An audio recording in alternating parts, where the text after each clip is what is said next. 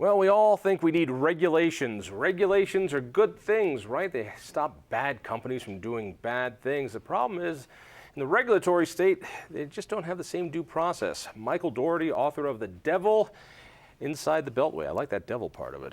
Michael, good to see you again. How are you? Thank you. I'm fine. Glad to be here. I want to tell this story because I think it humanizes it. You worked in the medical field, and you put together a really unique business on pathology. You'd help people detect whether or not they had cancer. Right. LabMD was a pathology lab that just focused in urology, just prostate cancer, bladder cancer. And this was building up to be a pretty sizable company. How many folks did you have? We had 40 employees at the peak. 40 employees. And so you were competing with really big diagnostic companies. Yeah, big dogs, and what made us different was our niche play and our specialization. So people would Federal Express tissue to us all across the country because we were just focused on that one area. All right. We need to do this quickly, but you had a security breach through your computers. Somebody came in and stole a file. That's what they allege. And they called up and said, hi, we've got your file. And they got it some way. And it was 9,000 of our patients in one file and one folder on one workstation. And the only way to get through it is to get that folder.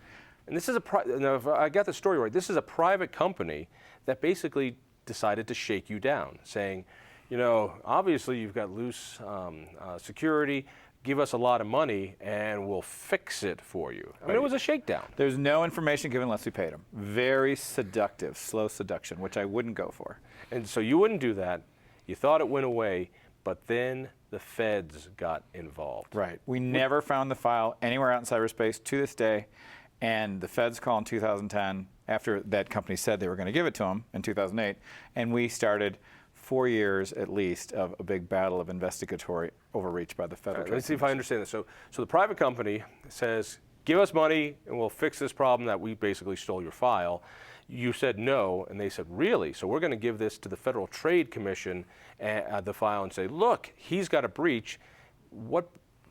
And they're there to help you do what? The FTC is there to... The FTC is there to protect consumers from unfairness, and they were saying, the fact that you could lose that file, that might be unfair. We're going to investigate you. And we were like, what did we do wrong? And they wouldn't tell us. They just had to answer questions for years. What was the law that was broken?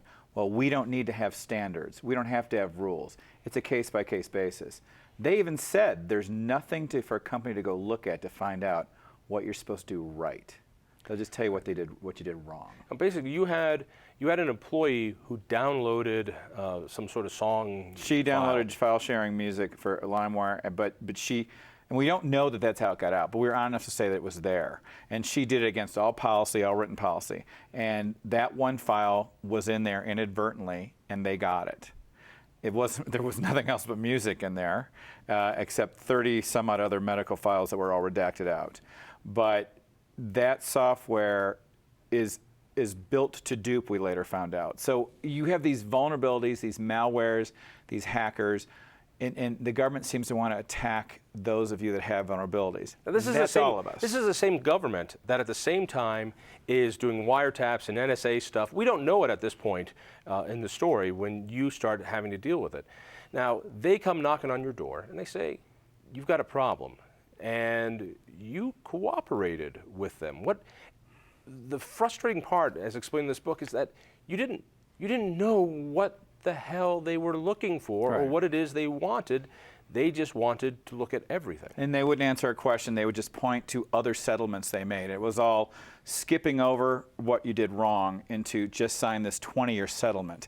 And the problem was when you're a cancer detection center, you can't have patients and doctors having doubt. So if we did something wrong, what is it? Let's fix it. And they just wouldn't say that. It was just all benign. So they didn't say you did anything wrong by being basically hacked, but they wanted to make an example of you, it looked like. Because they want us to sign a consent decree to show everybody else what happens if you don't take adequate measures, yet because people don't pay attention to the details. So that's the lipstick on the pig, so to speak. That's the headline, but when you go underneath, they also say no wrongdoing. But people don't read that part, nor do they believe it. They just move at lightning speed. So our reputation was going to get assassinated. So I wouldn't go along until I got more detail and information, and they wouldn't bring it forward.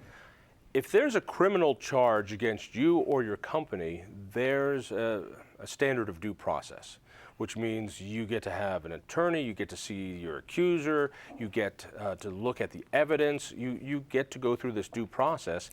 They can't just convict you of something. That's in criminal law. We have this huge area that most people don't know about, unless you're in business, called regulatory rules, not laws, but rules, at which point the regulatory agencies get to create their own rules. They even had their own court that you had to fight that didn't have due process. This blew my mind. Explain it to me. We're still in administrative court. Congress has allowed agencies to have their own courts, and they've ruled that you can't get to federal court until you have exhausted that route, which means to get up Justice Mountain, you've got to spend several years and millions of dollars to get through the administrative court to get to a level playing field where you can not have hearsay brought against you and you can get answers as to what you did wrong. They're going to court purely to have me sign a 20-year consent decree agreeing to have data security practices of which they won't define what they are. It is utterly crazy making. In the course of that fight back, which most people don't do, most people just roll over. But it makes sense. It makes economic sense to roll over, in that you're facing all these legal bills and you're not being convicted of anything. You're not being alleged of anything. They're not even telling you that you did something that broke a rule. They just want to look at everything and get you to sign some decree, right, giving them power to audit you at will. Right. That would make economic sense. However, in a medical facility, your reputation's everything, and then your economic sense is that you're dead because people think you don't secure your stuff. And we do. And we did. And we were, quite frankly, better than most. And so when you're in a world of a free fall where the government argues, they argue they don't need to have standards. They argue they don't need to tell you what you did wrong. And they argue they get to decide on a case-by-case basis, or else they're going to drag you through this arduous process. That is something you're in a situation where it makes economic sense to fight back. Because it's actually, as terrible as it was a path of least resistance. Your arithmetic is awful. Not really. Yes, it is. Because let me see if I understand this. You had this incredible medical practice that was saving people's lives, detecting certain cancers, and you were the best in the field. You had a $13 million a year business that was growing, and over the course of 4 years, by this cost that you had to give to lawyers to try to find out what it is you possibly might have done wrong for a rule, not a law, the business no longer exists. It went under. It went under because they so sideswiped our attentions, we couldn't really prep for what was coming in the marketplace with Obamacare.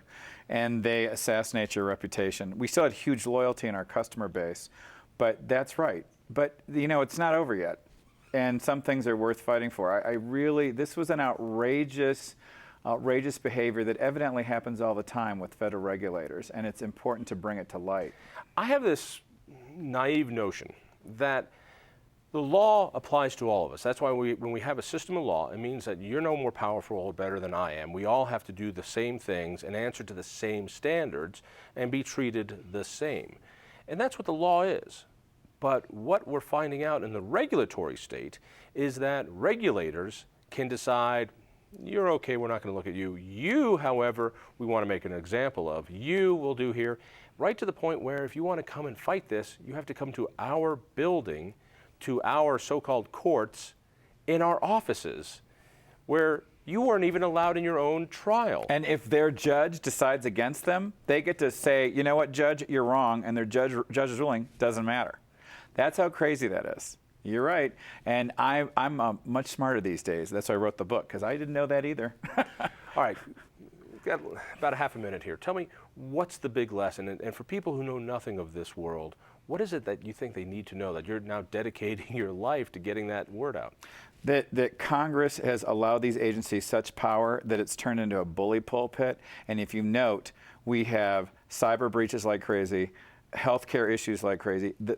What their purpose is to protect us isn't happening. And they're becoming so huge, they're actually impeding our safety. Incredible. All right, get the book at Amazon, Devil Inside the Beltway. What a story. You want to be part of it. Michael, thank you. Thank you. Thank you. Look for me on KHOW Radio. Tell a friend about the Independence Institute, and we'll see you next week.